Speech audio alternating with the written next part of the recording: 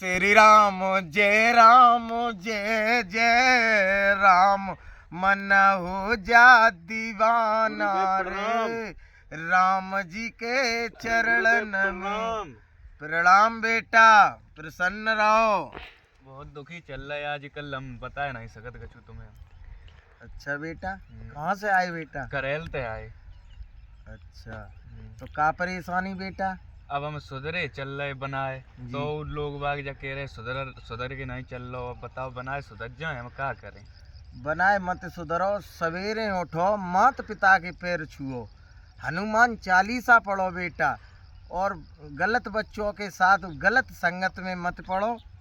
और लोग तो कहते हैं बिल्कुल सुधरना ठीक वाली बात नहीं है, अच्छा अपना शरीर बनाओ। बिल्कुल गुरुजी। हाँ, अब एक कहानी आपको बता रहे हैं, आप पूछ रहे हो कि ये मेरा गांव झूपुर पड़ता है और ये मेरा पित्थीपुर गांव है। इसके बीच में एक काला नाग रहता था कुछ साल पहले। अच्छा। तो बहुत ही तंगड़ा सांप रहता था, दाढ़ी मूछ वाला। तो नहीं तो वो झूपुर के लोगों को करने देता था, नहीं वो पित्थीपुर के लोगों को। बहुत ही खतरनाक सांप था आपकी तरह, बहुत ही खतरनाक था। जो भी कड़े फुसकार काटना उसका काम था। तो एक संत कड़े गंगा जी को जा रहे थे, तो पित्थीपुरा वाले लोगों ने कहा, कहाँ जा रहे हो महाराज? वो सांप रहता है, वो काट लेगा आपको। उन्होंने कहा कि चलो यहाँ नहीं तो स्वर्ग धाम के लिए चले जाएं, हम तो बाबा हैं। तो नहीं माने, वो चले आए। तो नाग महाराज उन पे भी फुसकार मारने लगे। उनने हाथ जोड़े, नाग महाराज आप क्यों परेशान करते हो? आप आराम से देवता आदमी हो। काला नाग था।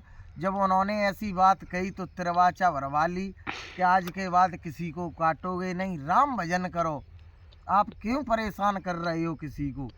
तो नाग महाराज तिरवाचा में फंस गए, किसी से कुछ कहा नहीं। बाबा जी ने कहा झूमपुर में आकर के कि अब तुम करो, और पृथ्वीपुर गांव में भी कह दिया है कि आप लोग अब करते रहे, वो कुछ नहीं कहेंगे। अब बिल्कुल सुधार में आ गए लोग जब कड़ने लगे, जब नाग महाराज किसी से कुछ नहीं कह रही थी, कुछ भी।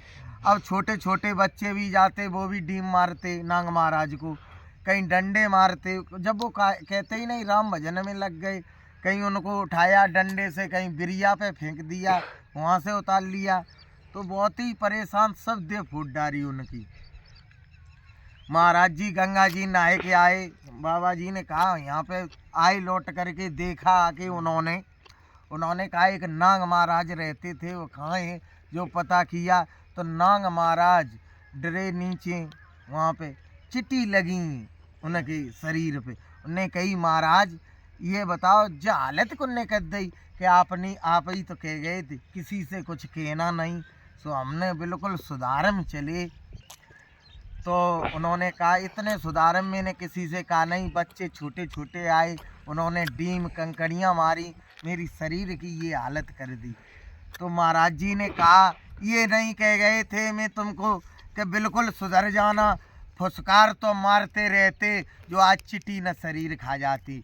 तो मेरा कहने का मतलब ये है बेटा कि सुधरो, इतने न सुधरो, बिल्कुल फुसकार मत भूल जाना, न बेटा चींटियां शरीर खा जाएंगी। अपनी तरफ से किसी से लड़ाई झंझट मत करो, पढ़ा लिखी में ध्यान रखो, माता पिता की बात मानो, हनुमान चालीसा पढ़ें बेटा, और किसी से ज़्यादा मतलब न रखें, बड़े बूढ़ों का आदर करें, यही हम आपसे कहेंगे।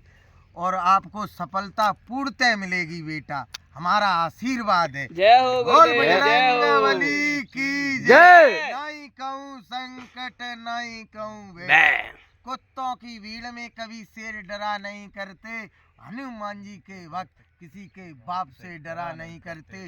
जो राम का नहीं वो किसी काम का नहीं। जय जय श्री राम।